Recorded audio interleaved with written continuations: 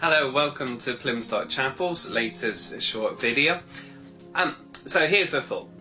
If you've got a metre long ruler, like they used to have when I was in school, I don't know if they still do or not, but you take that and you divide it into 100, you get a centimetre. If you divide it into 1,000,000, you get a micron. And if you divide it into 1,000,000,000, you get a nanometre. Now, COVID-19, the virus itself, is 120 nanometers long. Another way of thinking of it is if you take, instead of a metre ruler, just a normal little rule and you find the millimetre mark on it. Then you divide that millimetre into 1,000,000 parts and times that by 120, you get the length of a COVID-19 virus. Now, if a mathematician or a microbiologist happens to watch this and I've got that all wrong, that's fine, I'm humble, you can write in and tell me and correct me, I'm only too glad to hear. It doesn't really matter too much to what I'm going to say. It just strikes me that if I'm roughly right, and something that you could lie end to end 8,000 times to span the distance of a millimetre, can bring the world to its knees as we know it. That is an incredible thing. Humans are incredible. They can do all sorts. But unfortunately, that does lead us to pride. We get pretty full of ourselves with our cities and our transport and our money and our tech and our medicines and our weapons and our education and our science. There will be some terrible consequences to COVID-19. But there could also be some good ones. Maybe as the whole of society it seems ground to a halt in so many spheres because of this tiny virus, it will give us time to reflect on whether we need to humble ourselves as the human race. It's easy to think that humility is all about putting on a show of, oh no, it's nothing, I'm really not very good at it, when we know we are good at something. That's just false pride. Real humility is to do with dependence.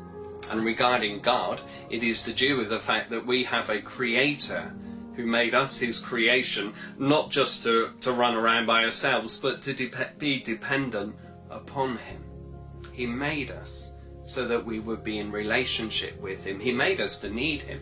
He made us for us to do life with him.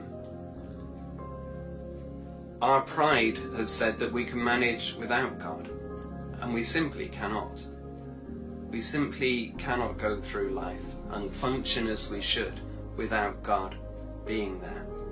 But the trouble is with humanity, we hate depending on another. Even now there's people who don't like somebody else having to do their shopping for them, and I understand that. We don't like having just to rely on somebody else to look after us or care for us. Jesus knew we were prone to that, and again he said, the humble will be exalted and the exalted will be humbled.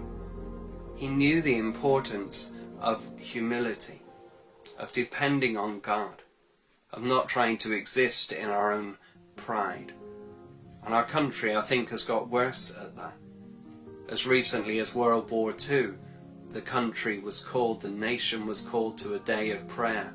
And in the midst of this current crisis, there's been no call from our government to come before God and accept that we need him. Realise that we are dependent upon him. So maybe there could be some good news for you in all of this, if it brings you to a place of humility, of the realisation that you do need God. You are designed to function with him. We need him to save us, we need him to restore us, we need him to help us be the people we are created to be.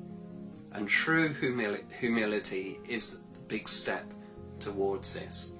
Pride is a barrier that keeps us from God and keeps us from being the people we should be.